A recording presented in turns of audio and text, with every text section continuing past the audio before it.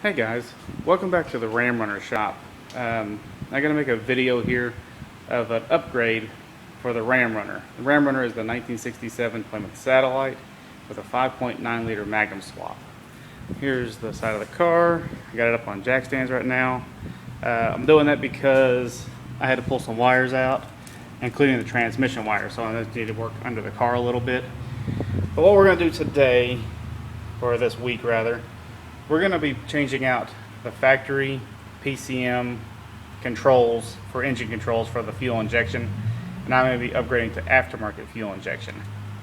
Right here's the kegger, and this right here was the Hughes engines, big gulp throttle body, had 1007 CFM. I tell you what, that thing sucked some air. It was a really powerful throttle body. The big change, and the reason we're going with this aftermarket fuel injection, is I do have a few tunes on this guy. That's the PCM for the Ram, and it has a tune in it for the cam, and the cam is that comp cam, the 224 230 at 50 thousandths, 513 lift on the intake and exhaust, and the 112 degree lobe separation. This was a pretty powerful cam, a little radical for what the engine could really do, so I have a few tunes on the PCM. It's just kind of not there yet. I think it's holding it back. So I'm going to switch over to aftermarket fuel injection. And what it is right over here, I am going with the FAST Fuel Air Spark Technologies. This is the 1.0 series. Supports up to 550 horsepower, and there it is. Bolts onto a carburetor intake.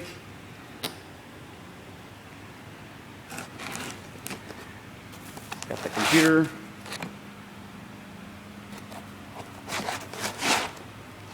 Got the handheld. Got a few sensors here and there, and the windshield mount. And under here, at the bottom, just under this packaging here, the lower section is the wiring harness.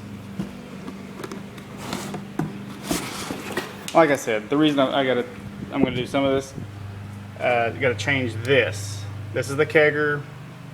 Well, I guess it's what everybody calls them, the kegger. It looks like a beer keg, kind of turns sideways, so it's the beer keg, and it's a 2-barrel, like a 2300 flange, so it's just a little 2-barrel.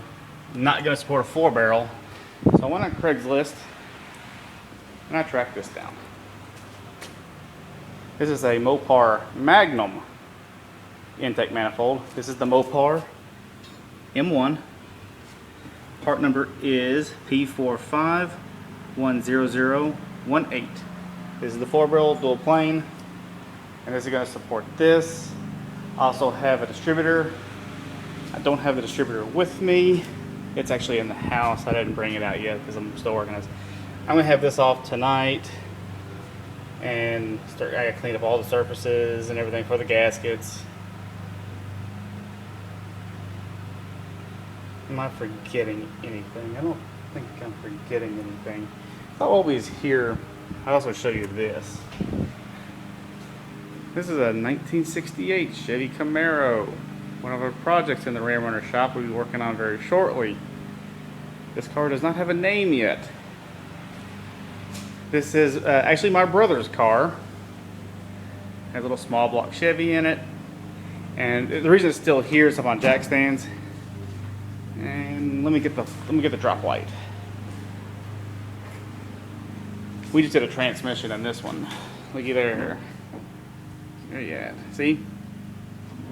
We just put a 5-speed in this thing. It's got a T5 5-speed.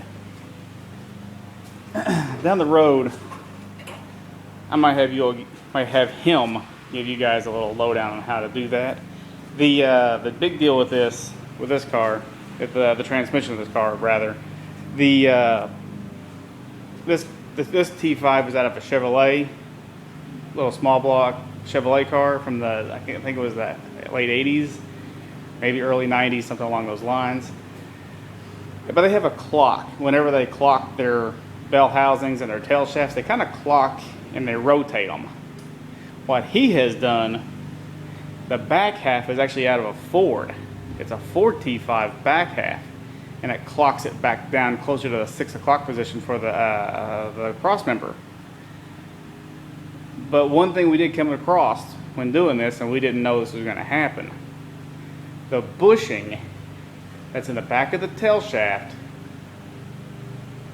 is too thick for the slip yoke. So we try to plug the drive shaft back in, and that thing would not go. In fact, here it is. Oh, hang on, this is not the right one. Where's the one we were working on? He might have it. He might actually have that one. And not seeing it in the car anywhere. He might have that one. I don't know. I don't know where that is. But he had to polish that. And he had to polish down good. And to make the more room, we actually had to ream out the bushing in the tail shaft. And what we did, I took an impact socket and we wrapped some sandpaper and put a hose clamp around some sandpaper and put it on a drill.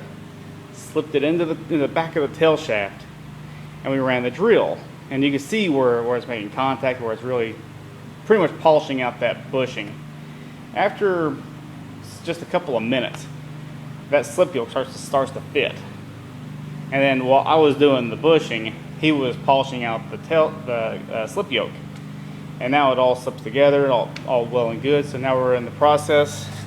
We're gonna do the rear end of this thing. I think he saw how well mine worked out. I think he's gonna go that same route. See, it still has drum brakes on the back.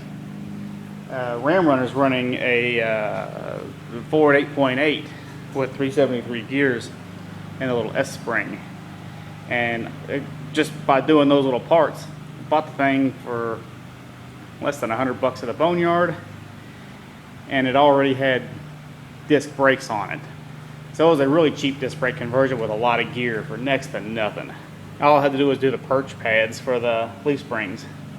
And that's what I think that's what we're gonna do for this one. We're gonna do a measurement and find this little Mustang, Thunderbird, Grand Marquis, something that has about the same mounting surface, you know, backing plate rather, and see if we can't get one to fit in this thing. Come with some gear for it, because that T5 is gonna have a pretty low first gear.